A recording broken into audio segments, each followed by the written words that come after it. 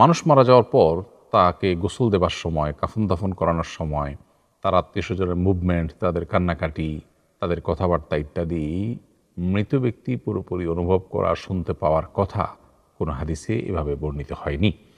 তবে নবী করিম সাল্লাল্লাহু আলাইহি সাল্লাম থেকে প্রসঙ্গে দুটি হাদিসের কথা আমরা জানি। তার একটি বর্ণনা করেছেন আনাস রাদিয়াল্লাহু তাআলা আনহু, আর অপরটি বর্ণনা করেছেন আব্দুল্লাহ ইবনে আব্বাস রাদিয়াল্লাহু তাআলা আনহু। আনাস রাদিয়াল্লাহু তাআলা আনহু বর্ণিত সহিহ বুখারীতে যে হাদিসটি বর্ণিত হয়েছে, সে হাদিসে নবী করিম সাল্লাল্লাহু আলাইহি সাল্লাম বলেছেন, কোনো ব্যক্তিকে যখন কবরে রাখা হয় এবং কবরে রাখার পরে তার আত্মীয়স্বজনরা যখন তাকে দাফন করে চলে যায়, তো মৃত ব্যক্তি তাদের চলে যাওয়ার সময় পায়ের জুতার আওয়াজ পর্যন্ত শুনতে পান।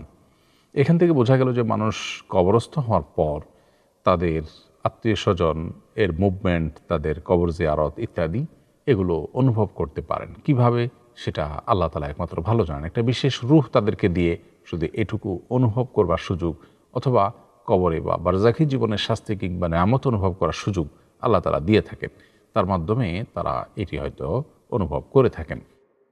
আব্দুল্লাহ ইবনে আব্বাস রাদিয়াল্লাহু তাআলা আনহু বর্ণিত হাদিস থেকে আমরা জানি যে নবী করিম সাল্লাল্লাহু আলাইহি ওয়াসাল্লাম বলেছেন, কোনো ব্যক্তি যদি কোনো মৃত ব্যক্তির কবরে গিয়ে সালাম পেশ করে, কবর জিয়ারত করে, এবং লোকটি যদি মৃত ব্যক্তির দুনিয়াতে পরিচিত হয়ে থাকে, তাহলে মৃত ব্যক্তি সেটা অনুভব করেন যে কে তাকে সালাম দিয়েছেন, এবং আল্লাহ তাআলা তাকে রাদ্দাল্লাহু রূহাহু, আল্লাহ এক প্রকার রূহ তার মধ্যে ফেরত দেন, যার ফলে সে সালামের জবাব বা জিয়ারতকারী ব্যক্তি যখন সালাম পেশ করে তার উত্তর বা রিপ্লাই তিনি দিতে পারেন।